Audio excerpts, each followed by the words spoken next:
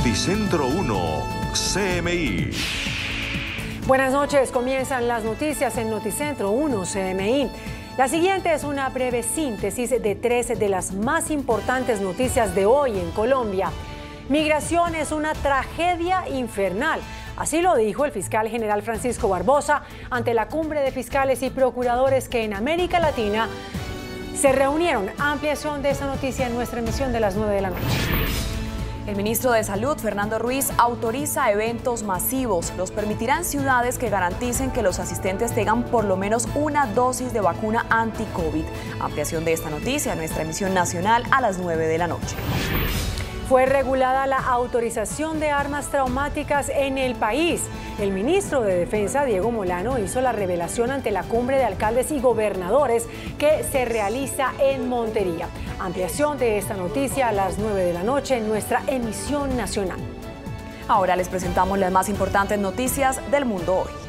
Tragedia en rodaje. Actor Alec Baldwin mata accidentalmente a directora de fotografía. Víctima Halina Hutchins era inmigrante de Ucrania. También hirió al director de la película, Joel Souza, quien ya está fuera de peligro. El actor disparó un arma de utilería que supuso estaba descargada. Tengo roto el corazón, dice. Escándalo mundial al descubrirse que al menos 6 países intentaron alterar informes sobre cambio climático. Estados Unidos ofrece recompensa de $10 millones por socio colombiano de Alex Saab. Fiscalía ecuatoriana abre investigación contra presidente Lasso por Pandora Papers. Reclamo de la OEA a gobierno de Nicaragua por detenciones. Bolsonaro se defiende y dice que contra la pandemia ha sido el único que actuó bien. Se derrumba popularidad de presidente Castillo en Perú. Rusia sigue batiendo récord de muertes por COVID-19. Estados Unidos podría hacer obligatoria tercera dosis contra COVID. Vacuna Pfizer es 90% efectiva para niños desde los 5 años. Amenazan con asesinar a misioneros secuestrados por pandilla en Haití. Vicepresidenta Canciller desautoriza comisión de diálogo con Venezuela en Pregunta Yamil. Con Margarita Ortega y Luisa Tobo. La tragedia sacude hoy al mundo del séptimo arte. El actor Alec Baldwin, de 68 años, mató accidentalmente con una pistola de utilería a la directora de fotografía e hirió al director del filme que rodaba sobre el Viejo Oeste en un rancho en el estado de Nuevo México. Baldwin reveló que fue un accidente y que su corazón está roto. A través de Twitter, el actor Alec Baldwin se pronuncia sobre el incidente que ocurrió durante el rodaje de la película la cual protagoniza, en donde le disparó accidentalmente a la directora de fotografía Halina Hutchins, de 42 años, y al director del film, Joel Souza, quien está herido. El estadounidense expresa así sus primeras palabras sobre el trágico suceso.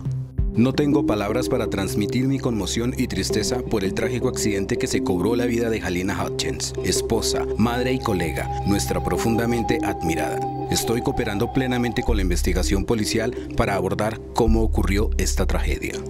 Los hechos ocurrieron en Nuevo México, Estados Unidos. Halina, de origen ucraniano, era considerada una de las promesas emergentes de Hollywood. Hutchins fue trasladada en helicóptero al hospital de la Universidad de Nuevo México, en donde el personal médico la declaró muerta. La policía informa que la investigación sigue abierta y activa y que no se han presentado cargos en relación al accidente hasta ahora.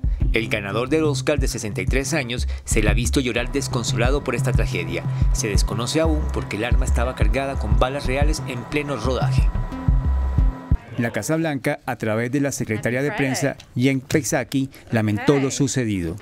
Other than to say that it is obviously a tragedy, the loss of life, and as I understand it, the individual who is in the hospital, and so our thoughts and prayers go out to their family members, but no, beyond that, we don't have an additional U.S. reaction. Go ahead.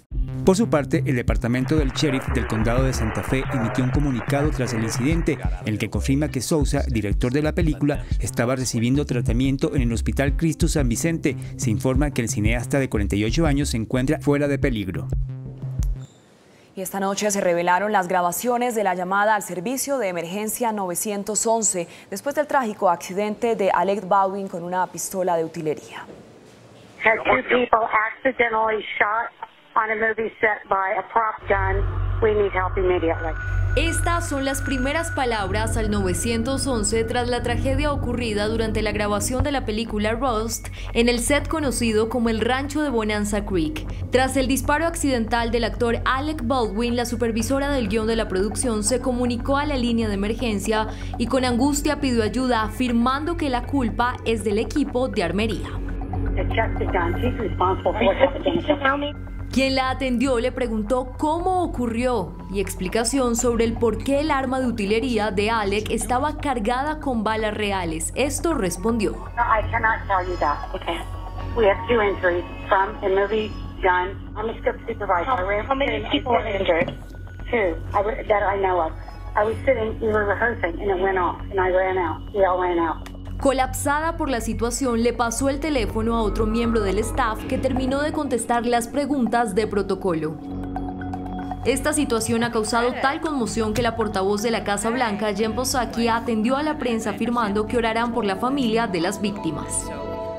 Matthew Hutchins, esposo de la fallecida Halyna, reveló que el actor Alec Baldwin se puso en contacto con él y le brindó todo su apoyo. Matthew Hutchins, esposo de la directora de fotografía Halyna Hutchins, habló en entrevista telefónica con el medio Insider, espacio en el que fue claro al referirse a este trágico suceso por el que su familia ha recibido un sinfín de condolencias por parte de varios integrantes de la industria cinematográfica. No creo que hayan palabras para comunicar la situación. En ese espacio, Matthew también fue puntual al dejar claro que será muy reservado en torno al caso, sin olvidar agradecer a todos aquellos que han estado pendientes y se han mostrado empáticos con la circunstancia. No voy a poder comentar sobre los hechos o el proceso por el que estamos atravesando en este momento, pero aprecio que todos han mostrado mucha empatía. Por último, Matthew pidió paciencia ante los acontecimientos, manteniendo firme su postura de total hermetismo. Matthew y Halyna llevaban 16 años de casados y juntos eran padres de un pequeño de 9 años que se encuentra en estos momentos en la ciudad de Santa Fe, en México, lugar donde ocurrió el trágico accidente. 3 hipótesis analizarán los investigadores: el uso de un arma equivocada, el uso de munición equivocada o el uso de manera equivocada del arma. Así lo afirman expertos de armas que aclaran que cuando se trabaja con producciones de Hollywood siempre hay un maestro de armas responsable de todo lo que ocurre con ellas.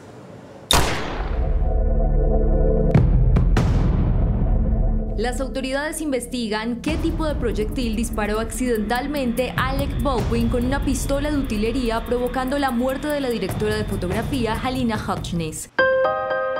Un portavoz del actor de 64 años puntualiza que se disparó de forma errónea con balas de fogueo. Según expertos, podrían estar cargadas con pólvora que produce un fuerte destello al ser activada si se aprieta el gatillo a poca distancia. Nowadays, all weapons are checked, the barrels checked before any blanks are put into the weapon. There are lots of other protocols in place, including active training. Todo indica que el fallo fue del equipo de armería de la película del oeste ambientada en la década de 1880.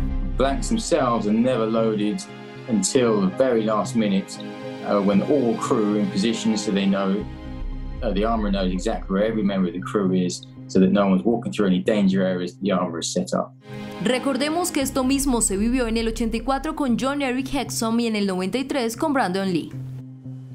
La directora de fotografía de la película de Alec Baldwin, Halyna Hutchins, era una inmigrante ucraniana de 42 años, casada y madre de un niño de 9 años. Sus allegados aseguran que era una estrella en ascenso en el mundo del cine. Halyna Hutchins tenía 42 años y era natural de Kiev. Pasó sus primeros años en Ucrania en un clima complejo y beligerante, hasta el punto de que llegó a vivir parte de su infancia en una base militar soviética. Años después consiguió titularse en periodismo y posteriormente llegó a trabajar como reportera en su país de nacimiento. En el año 2015 viajó a Estados Unidos en busca de nuevas oportunidades y fue allí donde logró graduarse en el American Film Institute, hasta el punto de convertirse hace 2 años, en el 2019, en una de las estrellas emergentes del momento, siendo seleccionada como una revelación para el mundo de la filmografía norteamericana de los últimos años.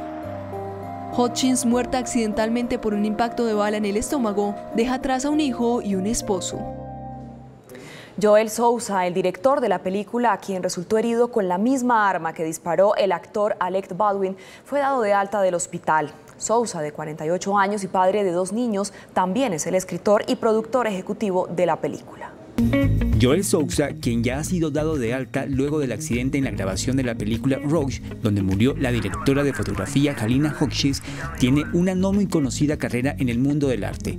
Aunque ya coincidió con Alec Baldwin en la producción Mientras duerme la ciudad, Souza nació un 14 de junio de 1973 en Fremont, California. Tiene esposa y 2 hijos. Lleva 10 años en el mundo del cine, normalmente como autor de los guiones y la realización de sus propias películas. En 2011 escribió el texto que dio pie al film de terror Machine Head. En 2015 coincidió con William Baldwin, hermano de Alec, con Christmas Train. Después dirigió Ghost Squad y Breaking Night. Su obra más reciente es Mientras duerme la ciudad, producida también por Alec Baldwin, también productor del western Rouge, donde ocurrió este incidente.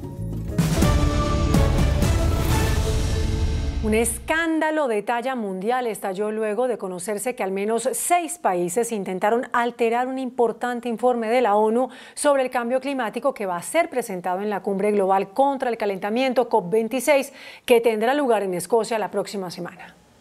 De acuerdo con documentos dados a conocer por periodistas de la BBC, varios países solicitaron a la ONU que minimice la necesidad de alejarse del uso de combustibles fósiles. Dichas naciones, según la cadena, son Arabia Saudita, Japón, Australia, Noruega, Argentina y Brasil. Los documentos muestran que algunas naciones ricas como Suiza y Australia cuestionan tener que pagar más a los países pobres para la adopción de energías limpias y menos contaminantes. Este informe de la ONU es fundamental en la decisión de cómo abordar el cambio climático y un documento crucial para las negociaciones que se llevarán a cabo en la ciudad escocesa en el mes de noviembre. Y los papeles filtrados por la cadena BBC muestran que las naciones ricas creen estar por encima de las grandes organizaciones y pueden argumentar que el mundo no necesita reducir el uso de combustibles fósiles tan rápido como se recomienda actualmente. Estados Unidos ofreció hoy una millonaria recompensa por un colombiano considerado socio de Alex Saab en el plan para lavar millones de dólares para el gobierno venezolano. El Departamento de Estado de Estados Unidos ofreció hoy una recompensa de $10 millones por cualquier información que lleve al arresto o condena del colombiano Álvaro Pulido Vargas, presunto socio de Alex Saab, el supuesto testaferro del presidente venezolano Nicolás Maduro. Explican que la recompensa está relacionada con las acusaciones presentadas por la cartera de justicia estadounidense contra Pulido y otros, por lavado de dinero en conexión con un plan de sobornos en el extranjero. El dinero obtenido a través de la liquidación del oro se utilizó entonces para pagar a empresas extranjeras, incluidas las empresas controladas por Pulido y un co-conspirador. Y la justicia española suspendió la orden de extradición a Estados Unidos del ex jefe de inteligencia del gobierno de Chávez, el venezolano Hugo El Pollo Carvajal. La Audiencia Nacional de España anunció que dejó en suspenso la entrega del ex responsable de inteligencia venezolano Hugo El Pollo Carvajal a Estados Unidos. Los magistrados de la sala respondieron a una petición de la defensa de Carvajal, argumentando que el Pleno de la Sala Penal no cumplió con un procedimiento de la decisión judicial que autoriza la extradición del venezolano. El proceso de extradición de Carvajal desde España, que ha sufrido varios sobresaltos, incluido la fuga del sospechoso, quien pasó casi 2 años prófugo, vuelve a quedar paralizado apenas 2 días después de que la Audiencia Nacional indicara que era inminente su envío al país norteamericano. Por ahora, el tribunal no ha especificado cuánto tiempo podría tardar en corregirse el error para que el proceso vuelva a ponerse en marcha. Cabe recordar que Carvajal fue hombre de confianza de Hugo Chávez y uno de sus colaboradores más cercanos. Su vínculo con el fallecido líder de Venezuela se remonta a 1992, año en que ambos participaron en un intento de golpe de Estado contra el entonces presidente Carlos Andrés Pérez y terminaron presos. Entre 2004 y 2011, cuando Chávez estaba en el poder, Carvajal estuvo a cargo de la Dirección General de Contrainteligencia Militar de Venezuela. En 2004 se sumó también a la DICIP, la policía de ese entonces, y posteriormente fue viceministro del Sistema Integrado de Investigación Penal, cargo que dependía del Ministerio de Interior y Justicia. El Pollo Carvajal está reclamado por la justicia estadounidense por narcotráfico, blanqueo de capitales y colaboración con la desmovilizada guerrilla de las FARC. Según el Departamento de Estado, la Fiscalía Federal del Distrito Sur de Nueva York lo acusó en marzo de 2020 de conspiración para cometer narcoterrorismo, conspiración para importar cocaína y otros cargos relacionados con armas de fuego. La Fiscalía de Ecuador abrió investigación contra el presidente Guillermo Lasso por un presunto fraude fiscal tras haber sido vinculado a los Pandora Papers.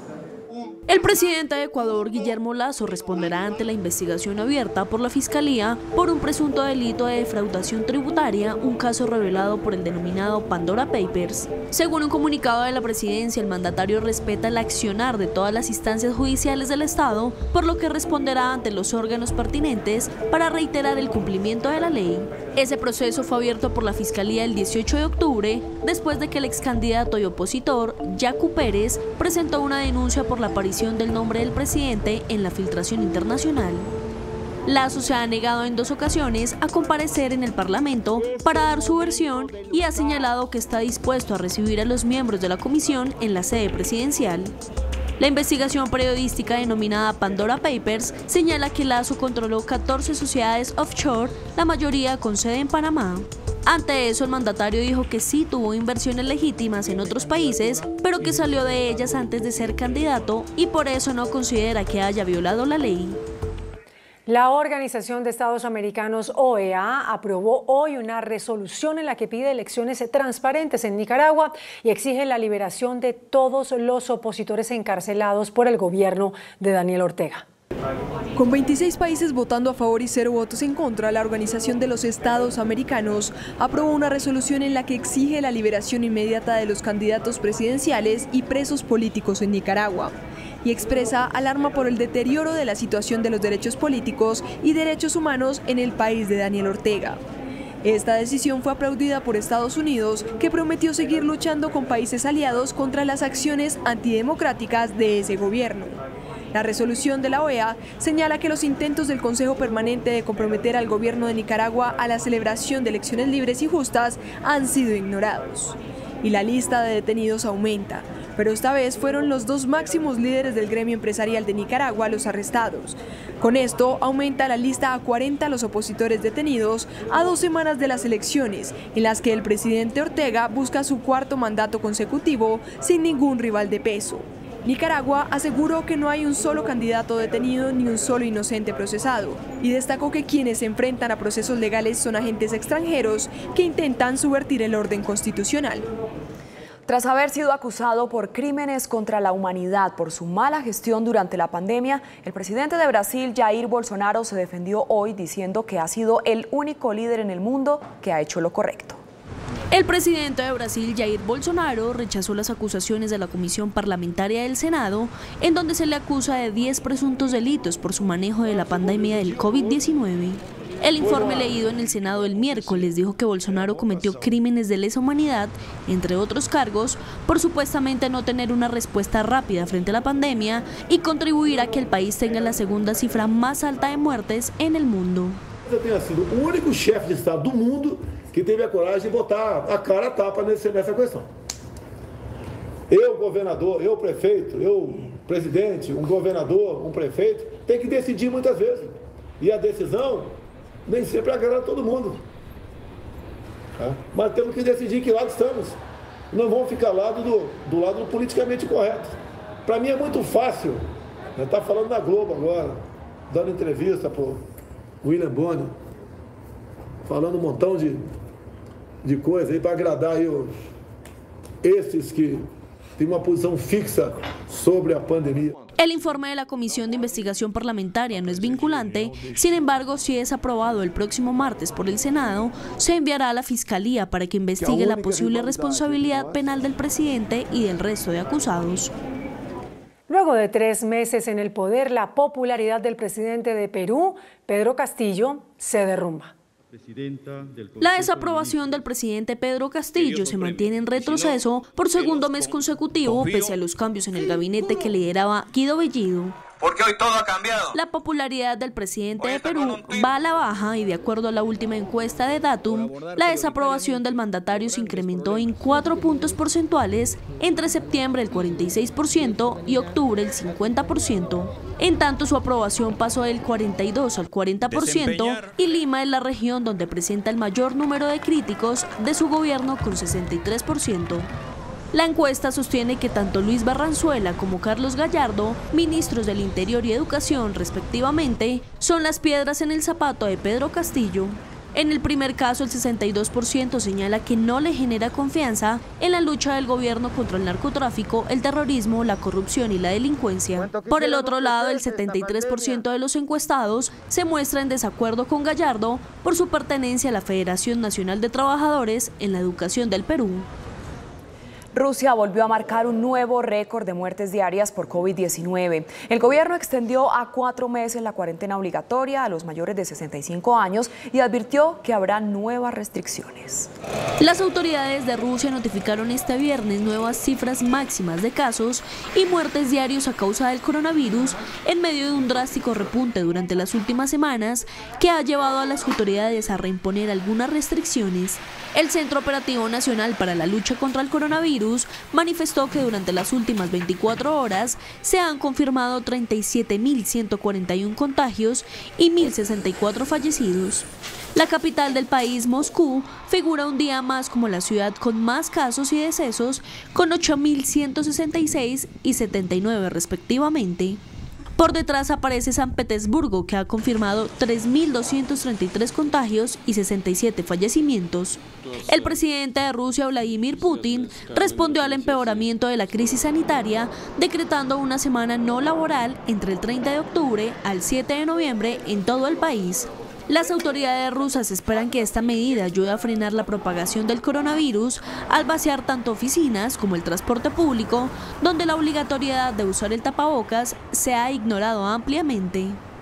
Pese a los reportes que advierten que el Reino Unido enfrenta un escenario catastrófico para el invierno y que ya está registrando récords de contagios por COVID-19, el primer ministro de ese país, Boris Johnson, dijo hoy que no hay motivos para alarmarse ni para adoptar medidas. El primer ministro británico Boris Johnson, durante una visita a un centro de vacunación en el oeste de Londres, manifestó que no se prevé un nuevo confinamiento por el COVID-19, así las autoridades sanitarias hayan exigido un plan B para contener la emergencia. So our autumn and winter plan always predicted that cases would rise around about now, and we're certainly seeing that in the numbers. We're seeing high levels of infection, but they're not outside the parameters of what was predicted or what we thought we'd see in the autumn and winter plan. I've got to tell you at the moment that we see absolutely nothing to indicate that's on the cards. Si bien Johnson había eliminado el requisito legal de usar el tapabocas, dijo que aún deben usarse en espacios reducidos, especialmente cuando se encuentran con extraños. Los casos de coronavirus registraron un gran ascenso en las últimas semanas en Gran Bretaña, impulsados ahora también por la expansión de la Delta Plus, una subvariante de la Delta. La directora del Centro de Control de Enfermedades de Estados Unidos afirmó hoy que la tercera dosis podría convertirse en obligatoria, al advertir que el país analiza la posibilidad de redefinir qué significa estar completamente vacunado. Con más de 410,2 millones de dosis aplicadas, Estados Unidos es uno de los países que mayor cantidad de vacunas anti-COVID ha administrado a nivel mundial. Y la cifra de inmunización comienza a aumentar con la aplicación de dosis de refuerzo. Para mitigar varios rumores, desde los CDC aseguraron que la definición de completamente vacunado no se cambiará por ahora porque no todas las personas son elegibles para los refuerzos en este momento. Right now we don't have booster eligibility for all people currently, so we are going to, we have not yet changed the definition of fully vaccinated. We will continue to look at this. We may need to update our definition of fully vaccinated in the future, but right now what I would say is if you're eligible for a booster, go ahead and get your booster. And we will continue to follow. Además, la Agencia de Salud dio el visto bueno a las vacunas de refuerzo de Moderna y Johnson & Johnson. Y también remarcó que pese a la recomendación de dosis de refuerzo, todos aquellos individuos con la pauta completa siguen considerándose personas vacunadas. En Italia continúan las manifestaciones luego de una semana de la entrada en vigor del decreto que obliga a todos los empleados a que muestren un pase verde de vacunación COVID para poder entrar a sus lugares de trabajo. Todo aquel que esté en nómina en el sector público o privado debe tener un código QR para certificar que está totalmente vacunado o que se ha recuperado recientemente de la infección. La medida, que permite despidos justificados, ha provocado malestar entre los sindicatos y los grupos antivacunas. La farmacéutica Pfizer confirmó hoy que su vacuna tiene un 90,7% de eficiencia en la protección a niños a partir de los 5 años. Un nuevo estudio publicado por Pfizer y BioNTech aseguró que su vacuna contra el coronavirus es segura y presenta una eficacia de casi el 91% en la prevención de infecciones sintomáticas en niños de 5 a 11 años. El ensayo incluyó a 2.268 participantes entre ese rango de edad. La respuesta inmunitaria de los participantes se midió observando los niveles de anticuerpos neutralizantes en su sangre y comparando esos niveles con los de un grupo de control de jóvenes de 16 a 25 años a los que se le administró un régimen de 2 dosis con la dosis mayor de 30 microgramos. Pfizer dijo que los niveles se compararon bien con los de las personas mayores que recibieron la dosis más grande, demostrando una fuerte respuesta inmunitaria en este grupo de niños un mes después de la segunda dosis. Se espera que la Administración de Alimentos y Medicamentos publique su revisión independiente de los datos de seguridad y eficacia. Si la agencia autoriza finalmente las vacunas, los Centros para el Control y la Prevención de Enfermedades tomarán la decisión final sobre quién debe recibirlas a principios de noviembre. En Rusia, la explosión de un depósito de pólvora causó la muerte de al menos 16 personas. Una explosión en una fábrica de pólvora en Riazán, al oeste de Rusia, dejó al menos 16 personas muertas. Según las autoridades locales, todas las víctimas fatales se encontraban dentro del taller de la planta en el momento del incidente. Un total de 170 efectivos de emergencia y 50 vehículos participaron en las labores de extinción del fuego. Las autoridades creen que el incidente fue provocado por una falla técnica. En junio pasado se había detectado una serie de violaciones a las normas, como en el almacenamiento de materiales explosivos o la eliminación correcta de restos de pólvora en el suelo. El líder de la pandilla que secuestró a 17 misioneros en Haití amenazó hoy con matar a los religiosos si no se cumplen sus exigencias.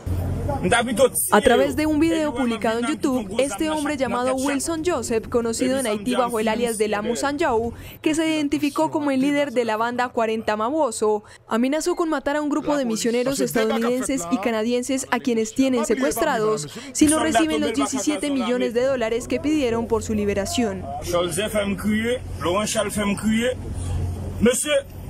Moi-même, là, m'te crié, m'me crié de l'eau.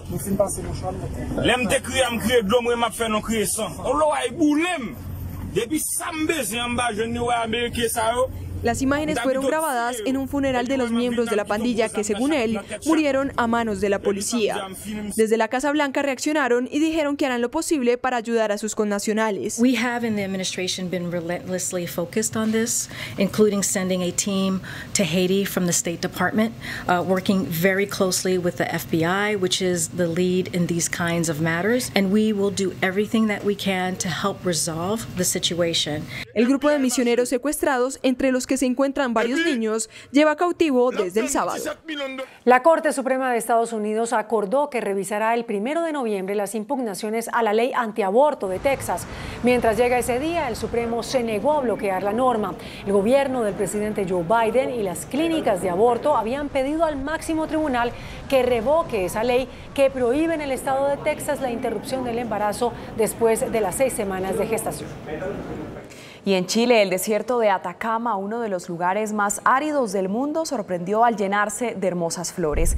El fenómeno, que se registra cada 5 o 7 años, sorprendió a propios y extraños, pues este año se registró la peor sequía de la historia en la zona. El fenómeno del florecimiento en estas condiciones será estudiado y analizado por expertos.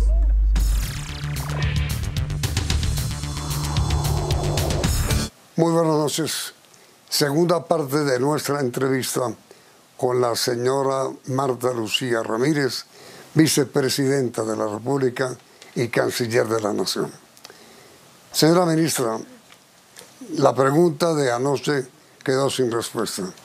¿Qué piensa usted de la proposición aprobada por el Congreso de Colombia, el Senado, para crear una comisión binacional con Venezuela que buscará normalización de las relaciones. ¿Cuál es su opinión? Bueno, Yamil, pues en primer lugar me parece que es una proposición totalmente inapropiada, pero además es inconstitucional. Todos sabemos que la Constitución colombiana dispone que el manejo de las relaciones internacionales del país depende del jefe de Estado. Es única y exclusivamente el jefe de Estado el que maneja esta política exterior que se ejecuta, obviamente, a través de la Cancillería, que es el Ministerio de Relaciones Exteriores. Aquí necesitamos un Estado que esté siempre muy integrado a la comunidad internacional, pero siempre a través de esa política exterior y siempre obviamente acatando lo que son las decisiones sobre cuáles son las relaciones que tenemos en materia diplomática, cuáles son las que no tenemos. Entonces, por eso digo, es inapropiada y es inconstitucional. El gobierno de Venezuela terminó las relaciones cuando estaba el presidente Santos. Nosotros llegamos y lo que hemos visto es que se ha ido consolidando una dictadura en Venezuela y por esa razón el presidente Iván Duque ha mantenido esta posición de que nosotros no reconocemos esa dictadura. Luego mal podemos tener una relación diplomática con una dictadura que no reconocemos. Nosotros siempre seguiremos insistiendo en que es importante que regrese la democracia a Venezuela, porque el pueblo venezolano se merece tener libertades, se merece tener derechos, se merece vivir una vida digna. La pobreza de Venezuela hoy es aterradora porque eso es lo que deja una dictadura y por esa razón me parece que fue una decisión totalmente inapropiada del Congreso, con todo respeto lo digo. Ya lo dijo el presidente también. Ahora, señora ministra, mire, ¿y qué hay de la reapertura de la frontera? ¿Eso en qué quedó? Pues como decía Yamid, nosotros, el presidente Iván Duque desde hace varios meses dijo Colombia tiene reabierta la frontera de su lado.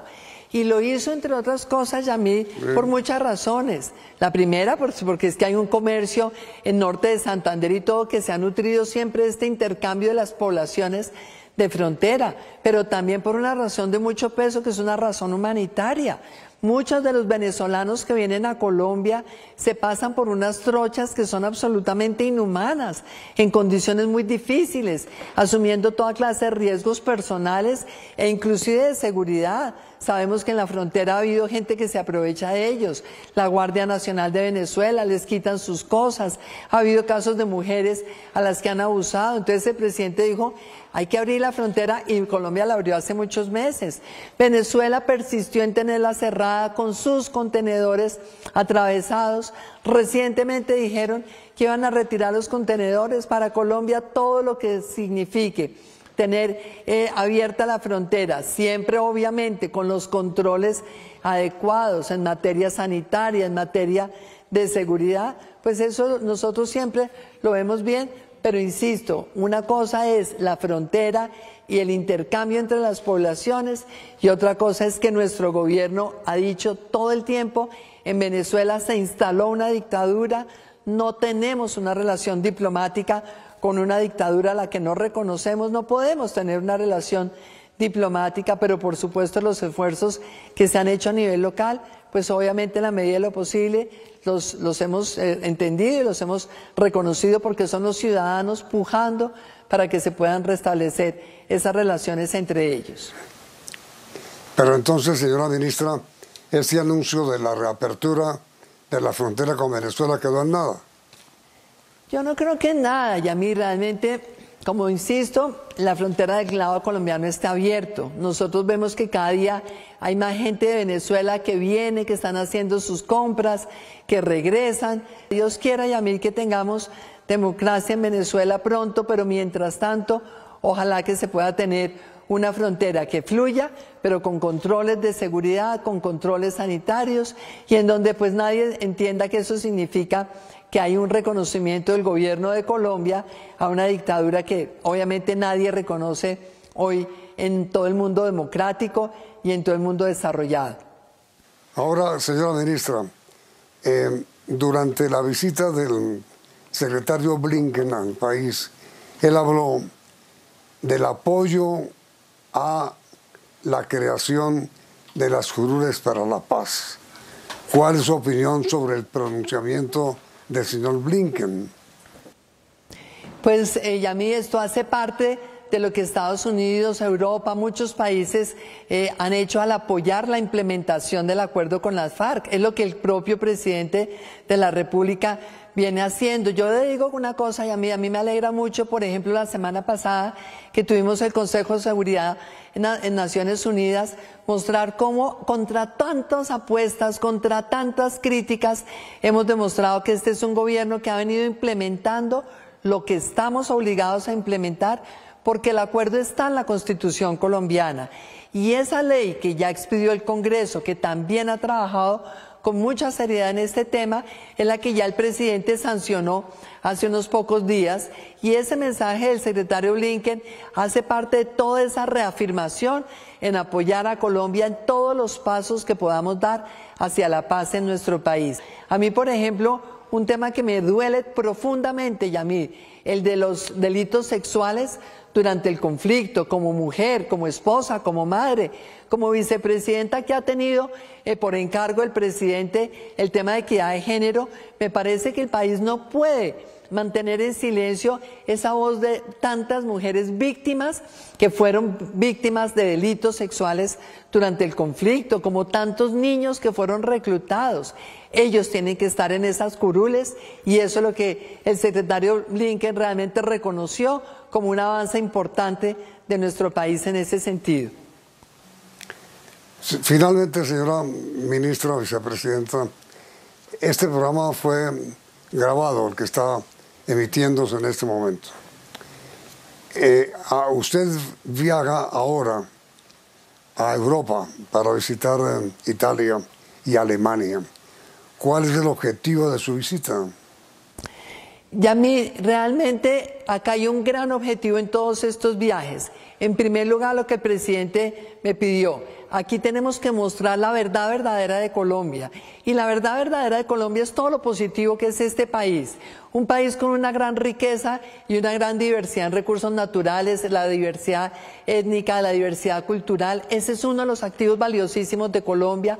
Segundo, un país con una economía que está creciendo, una de las 5 economías con mayor crecimiento en el mundo durante el primer semestre de este año. Pero también, Yamid, uno tiene que reconocer los problemas. Cuando nos hablan entonces de muertos, cuando nos hablan del compromiso nuestro con el respeto a los derechos humanos, también hay que reconocer, hemos tenido problemas, estamos solucionándolos, estamos trabajando permanentemente para tener un Estado que sea legítimo, un Estado que le dé a los ciudadanos la garantía de sus derechos, un Estado que si llega a haber alguna violación de derechos humanos, la investigue y la condene, no importa quién sea, porque esa es justamente la legitimidad que queremos que tenga el Estado colombiano, para que toda la sociedad colombiana sienta ese orgullo de lo que significa ser colombiano. Son varios viajes, Yamid, que hemos resuelto pegar para que así no nos toque estar yendo y viniendo, sino poder comprimir varios viajes. También vamos a estar en Corea y en Japón, exactamente en la misma tarea, Yamid, que vamos a estar en Italia y en Alemania. Señora vicepresidenta, canciller, doctora Marta Lucía Ramírez, muchas gracias por haber aceptado su invitación, muy amable. Yamid, muchas gracias por esta invitación. Un saludo a toda su audiencia. Muchas gracias. A usted, ministra, muy amable. Y a ustedes, televidentes, los invitamos a continuar aquí en Noticentro 1 CMI. Noticentro 1 CMI. La migración es una tragedia infernal, dice fiscal Barbosa al clausurar cumbre. Afirma que la migración afecta principalmente a niños y mujeres. Restringen uso de armas traumáticas en el país. Hay 500.000 en poder de civiles, revela Mindefensa.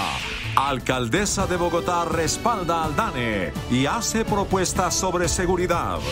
Director del DANE asegura que sus cifras sí son confiables y tienen rigor técnico.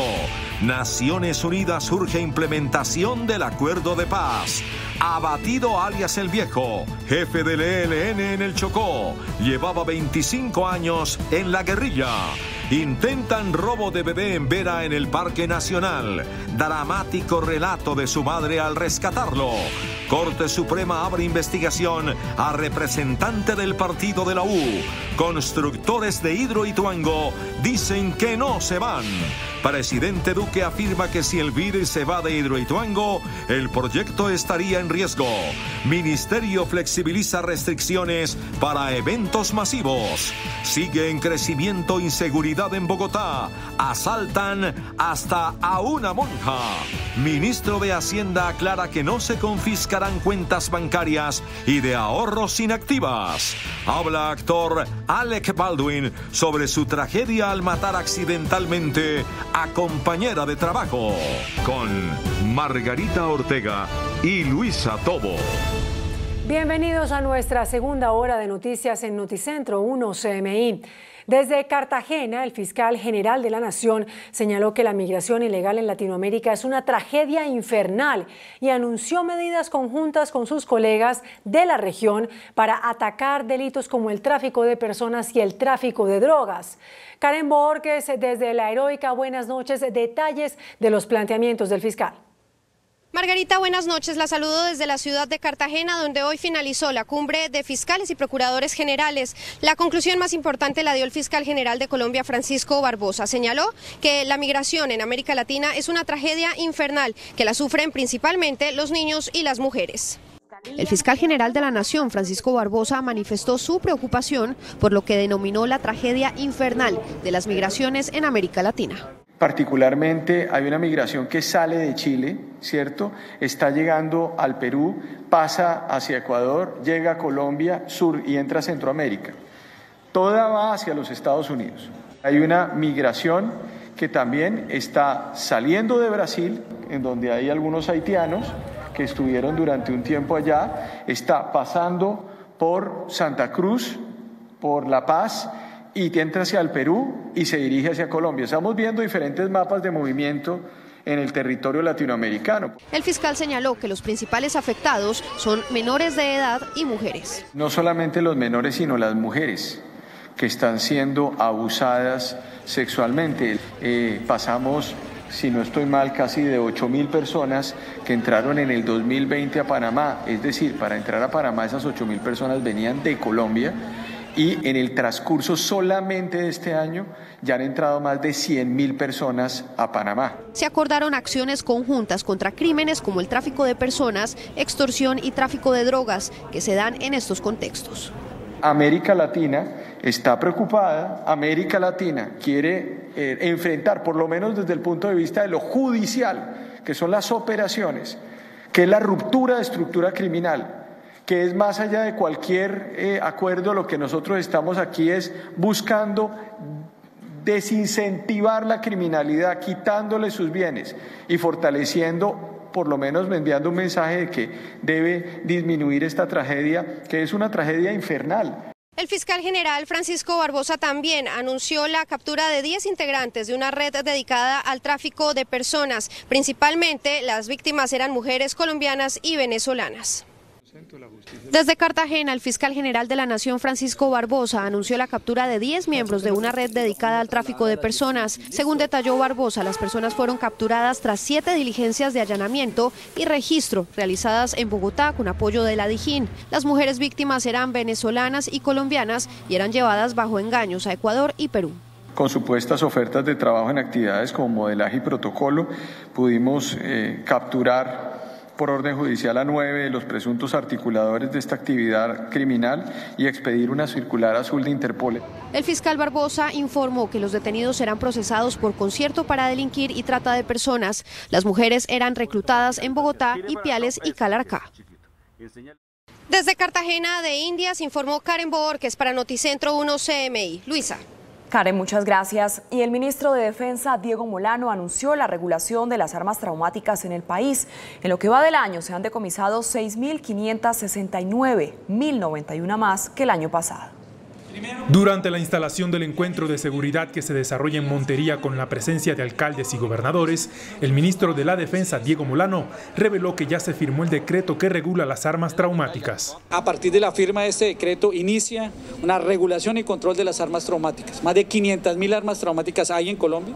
Este decreto lo que define es, en primer lugar, que esas armas traumáticas se asimilan a un arma de fuego, que para su uso deberá tenerse el porte, la tenencia y el permiso especial. El funcionario afirmó que se necesitarán permisos para el porte y la tenencia. Todos aquellos que tengan armas de ellas adquiridas legalmente tendrán una transición para registrarlas, lo mismo que a todos aquellos que las comercializan o que tienen actividades deportivas, recreativas o de protección. Para quienes ya tienen una, habrá un plazo para que las reporten ante las autoridades.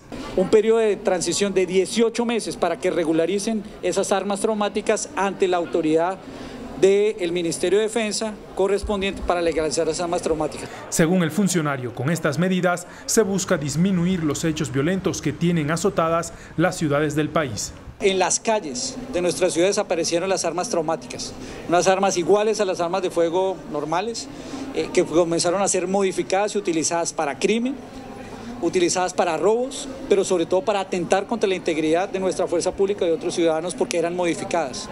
Para el presidente de Azocapitales y alcalde de Montería, la medida es importante para reducir la violencia en las ciudades. Que se ejecuten acciones inmediatas en materia de desarme de los actores delincuenciales y que se regule el acceso, el porte de armas traumáticas. Nos resulta urgente desescalar la violencia en ese delito.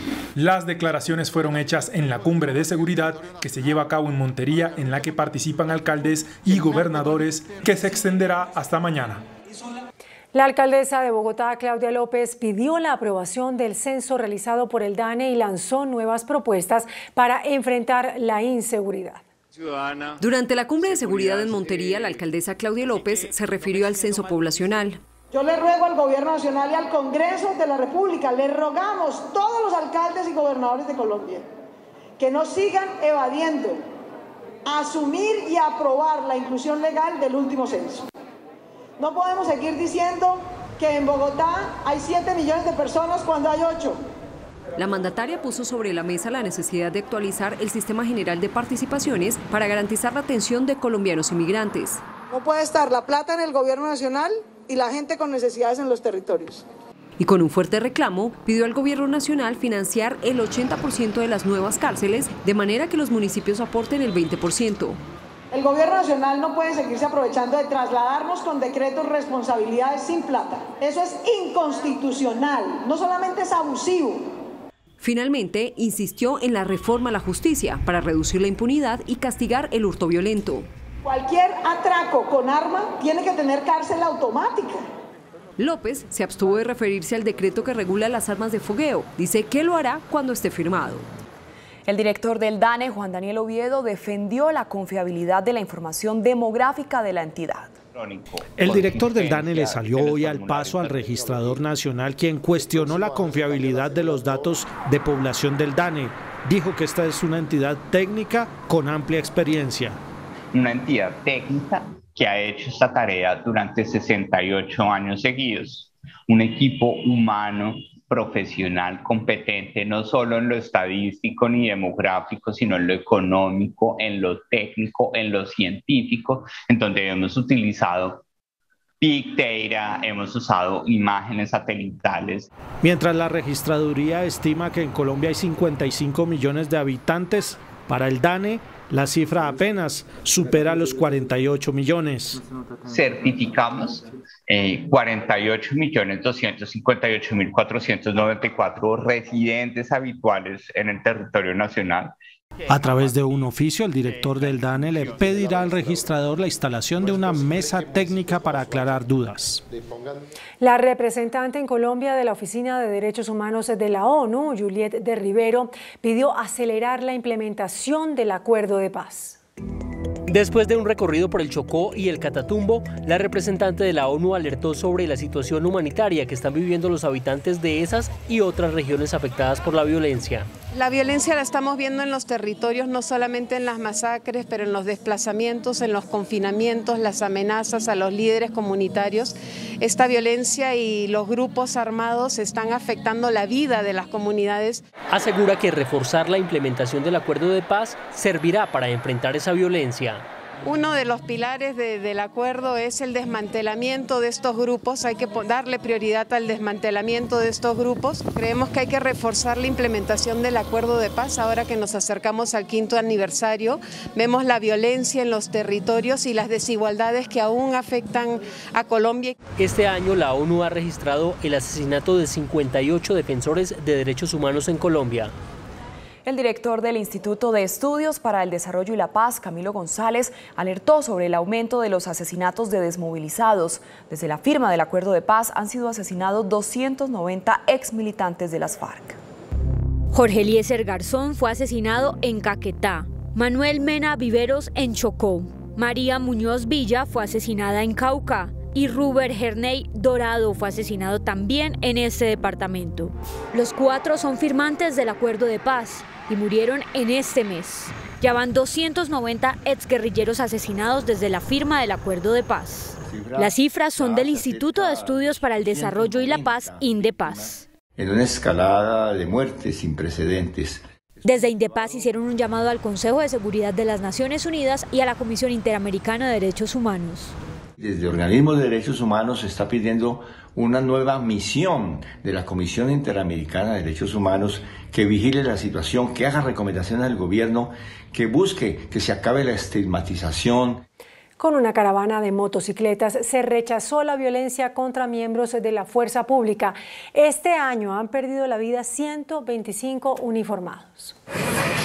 Con banderas de Colombia y la foto del subteniente Juan Pablo Vallejo, los motociclistas salieron desde el Monumento a los Caídos en Bogotá hasta Chapinero. En este sector fue asesinado el joven policía Vallejo. Con una velatón rindieron un homenaje y enviaron un mensaje de rechazo a la violencia contra la fuerza pública. Queremos expresarle toda nuestra solidaridad a la familia del subteniente Vallejo y los más de 125 soldados y policías que han sido asesinados este año. Esos crímenes no pueden quedar en la impunidad y hoy es un llamado para que haya justicia, verdad y reparación para esas familias. Según el representante Uzcategui, el 98% de los crímenes contra la fuerza pública quedan en la impunidad. Las fuerzas militares reportaron la muerte de alias El Viejo, uno de los jefes del ELN en el suroccidente del país. Las acciones y los planes de Luis Aníbal García alias El Viejo en la guerrilla del ELN terminaron al morir en una acción de un francotirador en zona selvática del litoral del San Juan, departamento del Chocó. Estuvo 25 años en las filas guerrilleras, actualmente lo señalan como responsable de acciones violentas en 8 municipios del Chocó y del Valle. La operación en la que murió hace parte de una larga campaña de las fuerzas militares y la policía, que también incluyó el bombardeo de las últimas semanas en el que murió alias Fabián, quien era el guerrillero más importante del ELN en esa región. Indignación generó entre la comunidad en Vera el intento de secuestro de un bebé de tan solo 2 meses por parte de una mujer que se ganó la confianza de la madre del menor. Noticentro 1 CMI conoció el dramático relato de la madre que logró recuperar a su hijo. Yo está cargando así y él quitó por mala. Bertilda, de 18 años, se aferra con fuerza a su pequeña Keila. Y es que no es para menos, estuvo a punto de perderla, luego de ser engañada por una mujer que se acercó al Parque Nacional a ofrecerle ayuda. Pañal y mercado, ropa, todas esas cosas. Por eso el señor se me engañó y por eso casi cerró un año mi besito. La mujer le arrebató de los brazos a su niña de 2 meses e intentó escapar en un carro. Impotente, la joven indígena se le atravesó un taxi. Estuvimos ahí en taxi y nosotros avisamos, por favor, ayúdame que está robando una niña. Los en Vera prendieron las alarmas, pues no sería la primera vez que intentan robar niños en el Parque Nacional. La otra señora que tenía así bebé, él casi roba él también. Ya 2 veces con esa mujer. Una patrulla que transitaba por la zona fue alertada sobre el hecho y en una rápida acción interceptaron el vehículo y capturaron a los presuntos secuestradores, quienes fueron judicializados en la mañana de este viernes. El capturado gobernador de Arauca, José Facundo Castillo Cisneros, no aceptó los cargos que le imputó la Fiscalía por los delitos de concierto para delinquir, financiación del terrorismo, contrato sin cumplimiento de requisitos legales y peculado por apropiación agravado. El mandatario irá a juicio por presuntamente haberle entregado contratos de obra a miembros del ELN a cambio de seguridad y apoyo militar durante su anterior periodo y el actual. La Corte Suprema de Justicia abrió investigación a la representante a la Cámara por el partido de la U, Sara Piedrahíta Lyons, por presunto lavado de activos. La Corte investiga un presunto aporte económico que le hizo un empresario de la salud a su campaña de 2014 a cambio de que le dieran un contrato relacionado con pacientes de hemofilia, contrato suscrito con la gobernación de su primo Alejandro Lyons. Los constructores del proyecto Hidroituango afirmaron que seguirán adelante con el proyecto y pidieron a EPM claridad sobre las condiciones del contrato que termina el 31 de diciembre. Esta es la carta que los constructores enviaron al gerente de EPM solicitando que les definan si continúan o no con los contratos para finalizar las obras en Hidroituango. Tenemos un contrato firmado. Ese contrato termina el 31 de diciembre de este año. Y ese contrato o esa prórroga última que firmamos en diciembre del año pasado prevé que una parte le debe avisar a la otra si no quiere continuar. Nosotros ya le dijimos a empresas públicas que nosotros sí queríamos continuar y que tenemos toda la capacidad para hacerlo. Sin embargo, Empresas Públicas de Medellín no nos ha dicho que sí quiere continuar. Tenemos allá 5.500 trabajadores, tenemos centenares de compromisos comerciales, tenemos una cantidad de cosas de una hora de esa envergadura y necesitamos saber si el 1 de enero seguimos o si el 1 de enero no seguimos, porque de lo que se defina dependerá una gran cantidad de acciones que usted entenderá que tenemos que tomar. El representante del consorcio constructor dijo que EPM les pidió ceder el contrato, solicitud que interpretan como el final. Empresas Públicas de Medellín nos dijo esta semana que por favor exploráramos la posibilidad de buscar a alguien a quien cederle nuestro contrato. Nosotros, como mencionamos en la carta, encontramos riesgos incluso penales. Sin embargo, dicen que quieren continuar con todas las capacidades para finalizar Hidroituango. Actualmente gozamos de plena salud financiera, tenemos toda la capacidad técnica y jurídica para suscribir acuerdos con cualquier empresa del Estado o con cualquiera y para terminar las obras que tenemos allá. Por su parte, EPM, a través de un comunicado, reveló que envió el informe de MacGregor con los hallazgos de las fallas estructurales de Hidroituango a la Fiscalía. Contratistas dicen que demandarán por injuria y calumnia al alcalde de Medellín. Hacen unas demandas por injuria y calumnia. El próximo martes, representantes de EPM y del consorcio tendrán una reunión para definir qué pasará con los contratos de Hidroituango o si llegarán a un acuerdo, tal y como lo solicitó el Contralor. El presidente Iván Duque advirtió hoy sobre el riesgo de que el Banco Interamericano de Desarrollo no siga apoyando el proyecto de Hidroituango ante un posible cambio de contratistas. El presidente de la República manifestó que hay que tomar en serio la posibilidad de la salida del BID por los cambios del constructor de Hidroituango. Que el Banco Interamericano de Desarrollo saldría si hay un cambio de contratistas, eso tenemos que tomarlo muy en serio los colombianos, porque no podemos perder la presencia del BID. El BID ha sido un organismo que genera credibilidad y confianza por sus prácticas sociales y ambientales. Una salida del BID puede poner en riesgo la continuidad de este importante proyecto. Indicó que lo más importante es que el proyecto tenga continuidad. Por eso yo creo que lo que hay que garantizar es que el proyecto tenga continuidad y que lo culminen quienes han estado trabajando en él. El pronunciamiento lo hizo en el municipio de Castilla la Nueva, donde asistió a la inauguración de un parque solar de la empresa Ecopetrol. Una dura pelea política quedó abierta hoy entre el senador Gustavo Petro y el Centro Democrático. El jefe de la Colombia Humana acusó al partido del expresidente Uribe y directamente al senador Fernando Nicolás Araujo de ser expropiador de tierras. La declaración que encendió la polémica con el Centro Democrático fue esta que dio Gustavo Petro en uno de sus acostumbrados actos en plaza pública en Cartagena en las últimas horas. El partido de los expropiadores Y por eso el señor Araújo joven, que hoy conozco en el Senado de la República, ha hecho parte, y es parte sustancial, del partido de los expropiadores. Ante las acusaciones de Petro, el Centro Democrático entero salió en defensa del senador Fernando Araújo, quien le respondió por medio de su cuenta de Twitter. Mi familia no expropia, senador Petro. Los que expropian son los comunistas como usted, el Pollo Carvajal, Chávez, Fidel y Maduro. Petro, el candidato de las FARC que violaron a menores de edad, señala de expropiadores a quienes hemos construido con honorabilidad, a riesgo y a pulso. ¿Qué ha construido Petro? Solo odio, división, destrucción y sangre. No es la primera vez que Gustavo Petro señala al Centro Democrático como expropiador de tierras.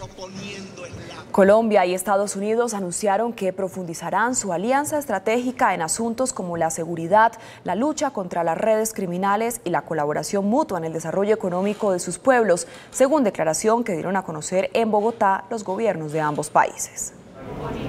Al terminar el 9º diálogo de alto nivel, los gobiernos de Colombia y Estados Unidos emitieron hoy una declaración de principios en relación con cooperación y amistad a largo plazo y con motivo de los 200 años de sus relaciones diplomáticas, renovando el compromiso de profundizar su alianza estratégica. Colombia y Estados Unidos anunciaron que sostendrán un diálogo estratégico de alto nivel en seguridad para el trabajo conjunto a largo plazo en la lucha para la persecución y desmantelamiento de redes de dinero y bienes de origen ilícito empleados en actividades ilícitas, lavado de activos, financiación de terrorismo y el delito transnacional. Con ese propósito, Estados Unidos apoyará el Centro contra las Finanzas Ilícitas y la creación del Grupo Interagencial Antilavado de Activos liderado por la Fiscalía General de la Nación. La vicepresidenta y canciller Marta Lucía Ramírez será recibida mañana sábado en audiencia oficial en el Vaticano por el Papa Francisco. La vicepresidenta tratará con el sumo pontífice asuntos de Estado y también sobre la reciente liberación de la religiosa Gloria Cecilia Narváez, quien estuvo secuestrada por terroristas en Malí por más de 5 años. El Ministerio de Salud anunció que se podrá elevar al 100% el aforo de eventos en ciudades donde se garantice que los asistentes se han vacunado contra el COVID-19 al menos con una dosis.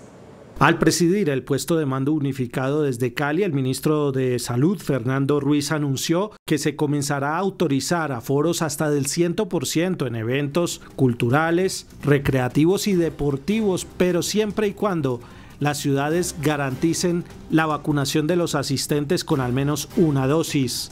Por estos días, los puestos de vacunación en Bogotá lucen con muy pocas personas que están acudiendo a aplicarse la protección contra el COVID-19. Las dosis por día ascienden a 247.000, pero la meta diaria está en 300.000. El total de dosis aplicadas en Colombia desde que inició el plan de vacunación asciende a 45.200.937, pero están pendientes por segundas dosis más de 25 millones de personas. A pesar de la baja asistencia a los puestos de vacunación, hoy el Ministerio de Salud ratificó la meta de vacunar al 70% de la población con al menos una dosis hasta el próximo 15 de noviembre. Juan Armando Rojas, Noticentro 1 CMI. Entre tanto, en las últimas 24 horas, Colombia reportó un aumento en los contagios y muertes por COVID-19. Suben los contagios y suben las muertes por COVID-19 en Colombia. El Ministerio de Salud confirmó que con otras 45.000 pruebas se detectaron 1.772 nuevos casos. Los activos llegan a 12.489. Las muertes reportadas en las últimas 24 horas, otras 35. El total de fallecidos por coronavirus, 126.994. Recuperados aumentan con otros 1.300 para un total de 4.832.049. Y las cifras de los últimos 4 días, el pasado martes, con 952 casos, 24 fallecidos. El miércoles 1.224 casos, 21 fallecidos. Ayer 1.498 casos, 28 fallecidos. Y hoy 1.772 casos, 35 muertes. No cesa la delincuencia en Bogotá. En las últimas horas se presentaron múltiples robos, incluso el asalto a una religiosa. Bajo la modalidad de raponeo, una monja fue víctima de hurto en la localidad de Santa Fe. Es una religiosa aproximadamente de 71 años, la cual ha sido objeto de hurto, en la cual le hurta sus elementos, entre ellos su equipo celular, y una bolsa con los medicamentos. Los gritos de la religiosa alertaron a la comunidad, quienes no dudaron en llamar a la policía. Se materializa la captura de una persona de sexo masculino. Y es que la inseguridad no cesa en la capital. En otro hecho, en la localidad de Rafael Uribe, un establecimiento dedicado a la venta de comida fue blanco de los delincuentes. Llegan en 2 motos 4 bandidos con un arma de juego y los otros son armas cortopunzantes. Como un hecho insólito denominan los habitantes de este sector del barrio Santiago Pérez este nuevo atraco, pues a cuadra y media queda esta estación de policía. La policía brilla por su ausencia. Se han incrementado los atracos, los robos a negocios. Hasta el momento la policía no da con los responsables de este hurto. Y rechazo total han expresado los pobladores de Ubalá, en Cundinamarca, a un proyecto petrolero que ya se está desarrollando. Centenares de familias de Ubalá, Cundinamarca, le dicen no al proyecto de Ecopetrol que dañaría gran parte del ecosistema de la cordillera oriental. ¡Queremos agua! ¡No petróleo! Así suena el clamor de cientos de ubalenses durante largas jornadas de protestas en las que han denunciado que las fuentes hídricas de la cordillera oriental colombiana están en riesgo. Nos estamos manifestando en protesta en contra de las empresas de extracción de hidrocarburos en nuestra zona. Según afirman, el proyecto Área de Perforación Medina Occidental, que propone la perforación de varios pozos petrolíferos, causaría un daño irreversible a las fuentes de agua. Sabemos que es un desastre lo que viene haciendo estos megaproyectos. La máxima alerta se centra en el embalse de Guavio, que provee el 33% de energía en Bogotá y es una de las hidroeléctricas más relevantes para la sabana centro y algunos países latinoamericanos. Siempre el impacto deja más cosas negativas que positivas y la deforestación y la afectación hídrica es bastante grande. Con este proyecto también se ponen en riesgo cerca de 594 especies de aves de las 1914 existentes en el país y alrededor de 400 especies de árboles no maderables. Una alerta enviada por autoridades de Ecuador a Colombia permitió incautar 364 kilos de cocaína. Uniformados de la Dirección de Antinarcóticos hallaron la droga que iba oculta en un buque que contenía cacao y que tras el tránsito por el puerto de Buenaventura se dirigía a España. El ministro de Hacienda, José Manuel Restrepo, aclaró que no se confiscarán las cuentas inactivas en el sistema financiero. El jefe de la cartera de Hacienda aclaró que el artículo aprobado en el presupuesto general del próximo año habilita el manejo de las cuentas inactivas para préstamos entre el gobierno y el sistema financiero, mas no significa que se estén tomando recursos de los usuarios. Aquí no hay ninguna toma, aquí no hay ningún mecanismo por el cual el gobierno esté arrebatándole a nadie ningún recurso. Lo que propone el artículo estrictamente es que pueda existir un préstamo entre la entidad financiera y el gobierno nacional por el monto de cuentas inactivas de menos de 93.000 pesos sin actividad de más de un año. Quiere decir que el cuentaviente de esa cuenta en cualquier momento puede ir a la entidad financiera a reclamar su recurso. El funcionario explicó que esta medida se viene implementando desde el presupuesto de 1990. Los recursos suman aproximadamente 15.000 millones de pesos anuales. Tener recursos adicionales de financiamiento de la nación, pero en el fondo incluso la suma sobre la cual se realiza ese empréstito no ha superado anualmente el orden de entre 9 y 15.000 millones años. El pronunciamiento fue hecho por el ministro Restrepo durante una visita regional en el eje cafetero. El director general del INVIAS, Juan Esteban Gil, anunció la adjudicación a un privado del manejo y la administración de los peajes a cargo de la entidad. En audiencia pública, el INVIAS adjudicó a la Unión Temporal Peajes Nacionales el contrato para la operación y el recaudo de estaciones de peaje y pesaje a cargo de la entidad. El valor de dicho contrato asciende a 948.200 millones de pesos, con un porcentaje de remuneración del 16% sobre el recaudo del tráfico percibido durante la ejecución, que será por 10 años. Todos los oferentes tuvieron garantía durante el proceso, que fue totalmente transparente y que 10 empresas cumplieron con los requisitos habilitantes para lograr la adjudicación. A la fecha, el INVIAS cuenta con 35 estaciones de peaje y 13 de pesaje. El ministro de Agricultura, Rodolfo Sea, anunció nuevos recursos para agricultores afectados por el invierno.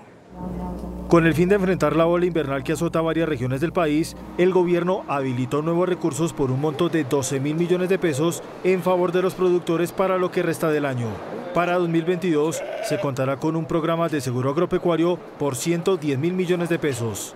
Hoy nuestros campesinos quieren tener seguro agropecuario, pero lo más importante, que tenemos aseguradoras que quieren vender el seguro agropecuario. Las líneas de crédito para capital de trabajo y financiar actividades agrícolas también están a disposición del sector. El monto asciende a 400.000 millones de pesos. Estaríamos cumpliendo la meta de colocación de aquí a diciembre sin ningún inconveniente y dentro de los parámetros establecidos. El pronunciamiento fue hecho durante la apertura de Agroexpo en la capital de la República. El presidente Iván Duque indicó que las plantas de energía solar que inauguró en los departamentos de Bolívar y Meta consolidan lo que él llama la revolución energética. El presidente Iván Duque inauguró hoy 2 parques de energía solar en puntos distantes. El primero cerca de Cartagena, donde puso en marcha el parque solar del Canal del Dique, que funcionará con 12.330 paneles solares. Y el segundo en Castilla la Nueva, en el Meta, donde inauguró la planta de energía solar de San Fernando. Duque afirmó que hoy multiplicó por 15 la capacidad instalada del país para producir energía de fuentes renovables. Eso hace de Colombia el país líder hoy en la transición energética de América Latina y el Caribe. País líder. Duque anunció que llegará a la cumbre del cambio climático a finales del mes en Glasgow con la materialización de las metas que se impuso para que Colombia reduzca su huella de carbono. El índice de capitalización de la bolsa, que mide el comportamiento de las 20 principales acciones, cerró a la baja. El informe bursátil. El índice selectivo MSCI Colcap de la Bolsa de Valores de Colombia bajó 0,75% a 1.399 puntos. La acción preferencial de Avianca fue la que más subió, con una valorización del 25% a 85 pesos. La acción del Banco de Occidente fue la que más bajó, con una pérdida de 3,45% a 28.000 pesos. La acción más negociada de la jornada fue la de Ecopetrol, al movilizar más de 15.000 millones de pesos, con una variación negativa de 0,69% a 2.890 pesos. La directora de Prosperidad Social, Susana Correa Borrero, reveló que la entidad cumplió anticipadamente la meta de vincular a 500.000 nuevos jóvenes a los programas que ofrece. La meta debía cumplirse dentro de un año, pero ya completaron los 511.000 afiliados al programa, con el cual el Estado aporta a la educación de jóvenes en condición de pobreza con un incentivo económico y con formación académica. El dólar cerró a la baja. Indicadores económicos en Noticentro 1 CMI.